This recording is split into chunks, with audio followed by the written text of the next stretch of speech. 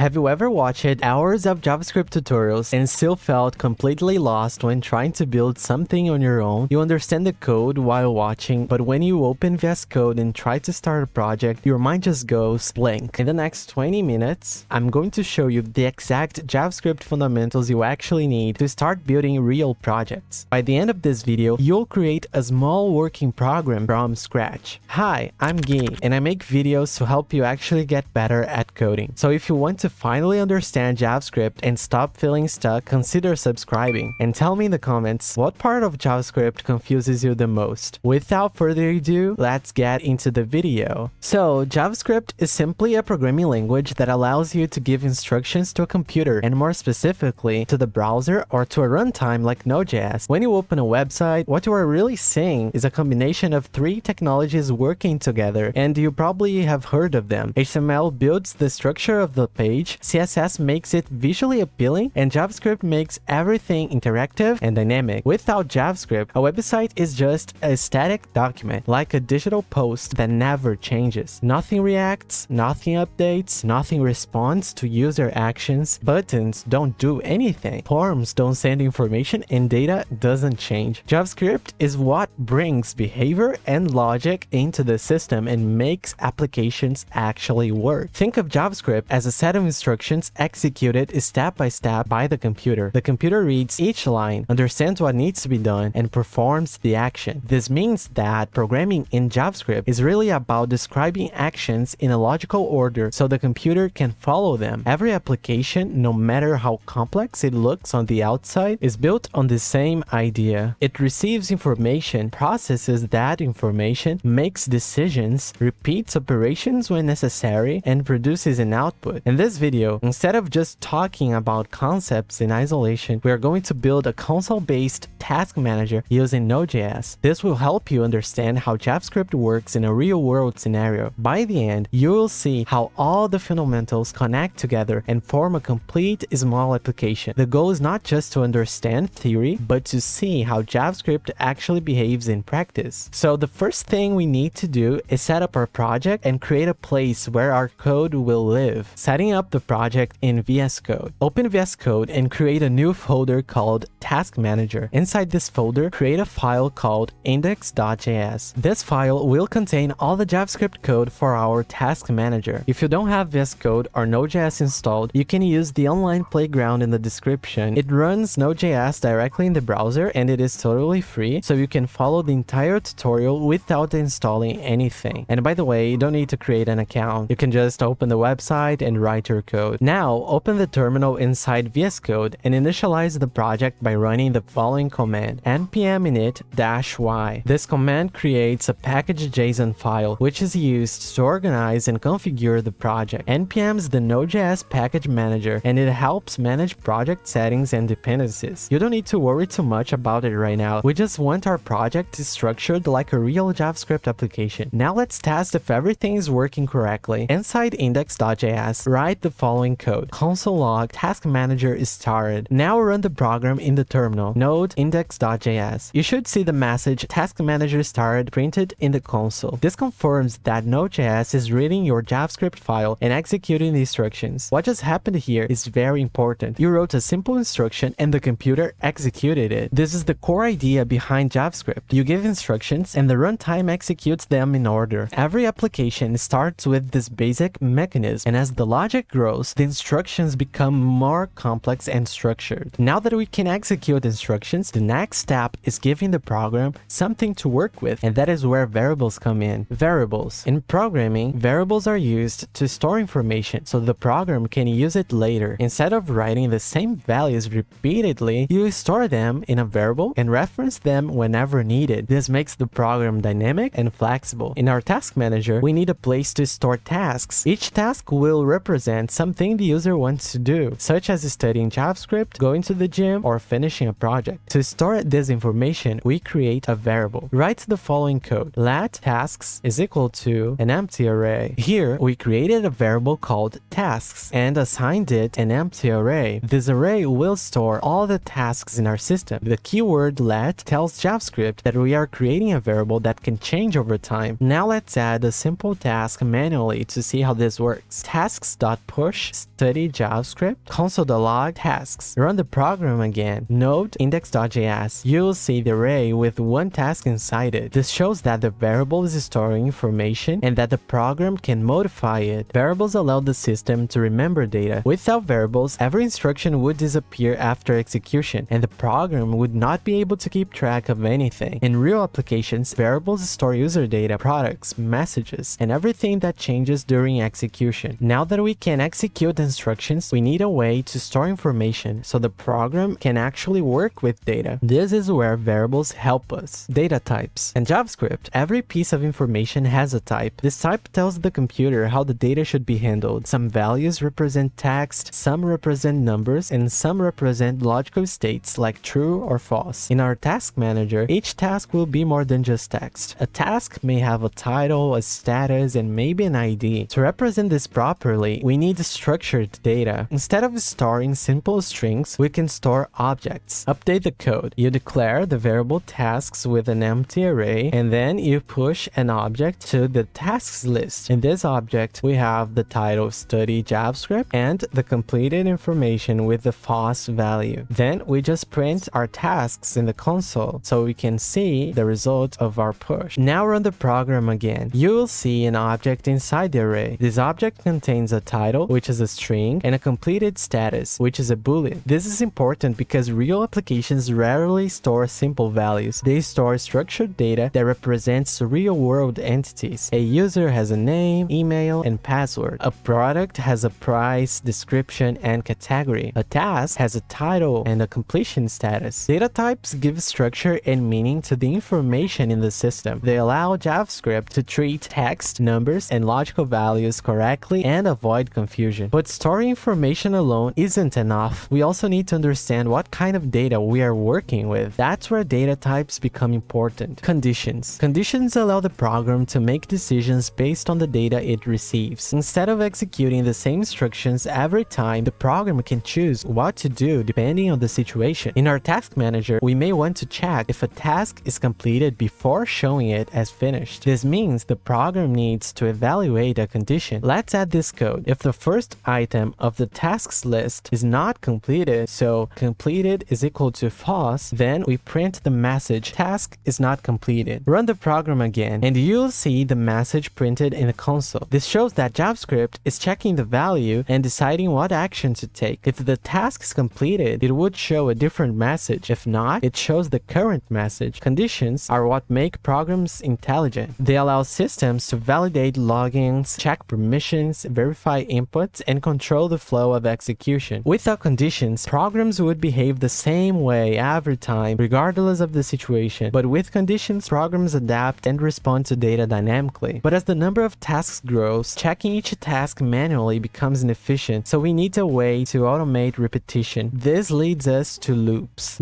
Loops allow the program to repeat instructions automatically. Instead of writing the same code multiple times, the program can iterate over data and execute logic repeatedly. In our task manager, we may want to display all tasks in the console. Instead of printing each one manually, we use a loop. Add the following code: a for with a variable I that starts with the value 0, and while this new variable is less than the length of our tasks list, we can iterate over each task. Run the program again. Now the program goes through the array and prints each task automatically. This is much more efficient and scalable. If you had 1000 tasks, the loop would still work without any extra effort. This is why loops are essential in programming. They allow systems to process large amounts of data efficiently and keep the code clean and organized. Loops are commonly used in real applications to display lists, process database records, and handle repeated operations. However, writing loops and logic everywhere can make the code messy, and this is where functions become important. Functions. As the program grows, writing logic directly in the main file starts to become messy and difficult to manage. Right now, we are pushing tasks into the array, checking conditions, and looping through tasks all in the same place. This works for a small example, but in real applications, this quickly becomes confusing and hard to maintain. This is where functions become essential. A function is simply a reusable block of code that performs a specific task. Instead of writing the same logic multiple times, you write it once inside a function and call it whenever you need it. This keeps the program organized and makes the the code easier to read and scale. In our task manager, we want a clear way to add tasks. Instead of pushing tasks manually every time, we can create a function that handles this process. Write the following code. Initialize a tasks variable with an empty array, then declare a function called addTask with a parameter title, and inside the block of this function, we push an object to the tasks list. This object has a title and a completed prop with a default value false. Here we created a function called addTask. This function receives a title and pushes a new task into the tasks array. The function contains the logic needed to create a task, so we no longer need to repeat the logic everywhere in the program. Now we can call the function like this, addTask, and inside the parentheses, you can add any string you want. In this case, I chose study JavaScript, go to the gym, and finish project. Then we print the tasks list into our terminal. Run the program again, and you will see 3 tasks stored in the array. This makes the code much cleaner and easier to understand. Instead of manually creating objects every time, we simply call addTask and pass the task title. Functions allow us to organize logic into small, manageable pieces that can be reused throughout the application. In real-world applications, almost everything is built using functions. When you click a button, a function runs. When you submit a form, a function runs. When data is fetched from a server, a function runs. Functions are the building blocks of JavaScript logic. Now that we have a function to add tasks, the next step is understanding how functions receive different inputs and adapt to different situations, and this is where parameters come in. Parameters allow functions to receive information and work with different values every time they are called. Without parameters, a function would always perform the same action with the same data, which would make it very limited. Parameters give flexibility to functions and allow them to handle dynamic input. In our addTask function, the title is a parameter. It allows the function to receive different task names and create different tasks. Let's expand this idea by creating a function to complete a task. The user should be able to mark a task as completed by providing the task index. Write the following code. A function called completeTask with a parameter index, and inside the block of code, we say that if we find the item of our tasks list, which we are trying to access here by the index, and if this object is found, what we do is basically change the completed value to true. Now call the function completeTask. Here I'm passing the value 0, so we update the first item of the list, and then we are printing the list into our terminal. Run the program again, and you'll see that the first task is now marked as completed. This shows how parameters allow the function to adapt to different inputs. Instead of creating separate functions for each task, we use one function that receives an index and updates the correct task. We can also create a function to remove a task. You can write the function removeTask, which receives an index from the parameter, and if we find this item in the list, we splice the list passing 2 values. The first one is the index of the item in the list, and the second parameter here is the amount of items that we want to delete from the list. In this case, we want to remove only one element, one item from our list. Now let's call our remove task. In this case, I want to remove the second item of the list. This is why I'm passing the one index here, but if you want to delete the first item of the list, you can just write here 0, or the third item, which would be 3. It's totally up to you. Just be careful to not write an index of a non-existing item. But if you want to do it, it's completely fine. Your computer is not gonna blow up. You will probably get an error, but it's great, so you can actually see what works and what doesn't. Run the program again, and you will see that the second task has been removed. At this point, our task manager is already starting to look like a real application. We can add tasks, complete tasks, and remove tasks using reusable functions. The program is becoming structured and organized, and each function has a clear responsibility. But there is still one important feature missing. Right now, everything happens instantly. In real-world applications, operations often take time, and this leads us to asynchronous programming, async, and promises. In real applications, many operations do not happen instantly. When you fetch data from a server, load user information, or save tasks to a database, the process takes time. If JavaScript waited for each operation to finish before doing anything else, the program would freeze and become slow. This is why JavaScript uses asynchronous programming. Instead of blocking everything, it continues running and handles the result when it becomes available. To simulate this behavior in our task manager, we can create a function that saves tasks with a delay. This will mimic saving data to a server. In our new method called saveTasks, this function function returns a promise, and a promise represents a future result that will be available later. The setTimeout function simulates a delay of 2 seconds before saving the tasks. Now we create an async function to run the program. Inside our runTaskManager function, we are adding 3 tasks. Then we complete the first task, which is the index 0. Then we print the message saving tasks, so you can see in our terminal that something is happening. Then we call our saveTasks function using the await keyword. And finally, we print our tasks list in the console so we can actually see the result. And don't forget to call the function runTaskManager so it actually executes our code. Run the program again. You will see the message saving tasks. Then, after 2 seconds, tasks saved successfully. And finally, the list of tasks. This shows how async and await work together. The program continues running, waits for the saveTasks function to complete, and then proceeds to the next instruction. Asynchronous programming is what makes modern applications responsive. It allows systems to fetch data, process requests, and interact with external services without freezing the entire application. Now that we have all the core pieces, variables, data types, conditions, loops, functions, parameters, and async operations, we can combine everything into a complete task manager, putting everything together. So this is the final version of our console-based task manager. I'm not gonna be explaining all the methods because they're basically the ones that we've seen before in the presentation, but there's a little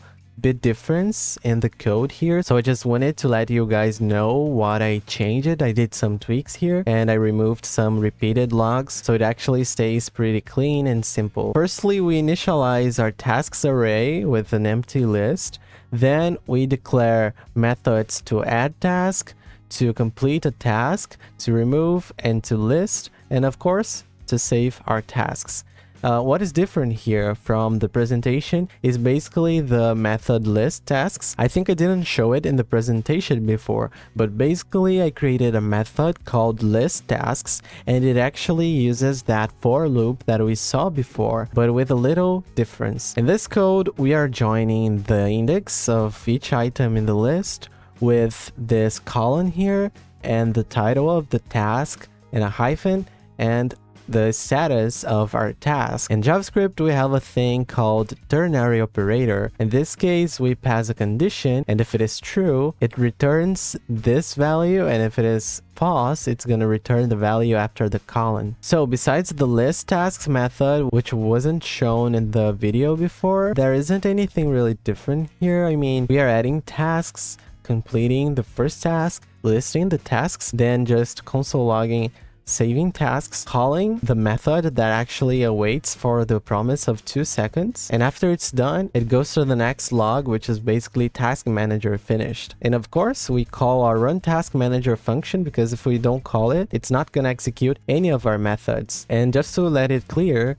this setTimeout method is actually executing this method, which can also be called as a callback. So we define here the time in milliseconds, and after the time is up, it actually executes the callback method. So after 2 seconds, we are logging tasks saved successfully and resolving our promise, so it actually finishes the await here. That's basically it. What makes this powerful is not the size of the project, but the concepts behind it. We used variables to store data, data types to structure information, conditions to make decisions, loops to process tasks, functions to organize logic, parameters to pass dynamic values, and async programming to simulate real-world operations. This is exactly how real applications are built. They are just larger and more complex versions of the same logic you see here. Now you are not just looking at isolated JavaScript concepts, you are looking at a working system where every fundamental plays a role and contributes to the final result. And this is the moment where JavaScript starts to make sense, because you can see how everything connects and works together in a real practical scenario. At the end of the day, JavaScript is not as complicated as it seems. Every application you see on the internet is built on the same core ideas: instructions, data, decisions, repetition, reusable logic, and asynchronous operations working together to solve real problems. Once you understand these fundamentals, frameworks and advanced concepts stop feeling confusing and start making sense, because they all follow the same foundation. And if you can master these basics, you're already much closer to building real-world applications on your own. Make sure to like the video if it helped you, and don't forget to subscribe to the channel. Thanks for watching, and I'll see you in the next video.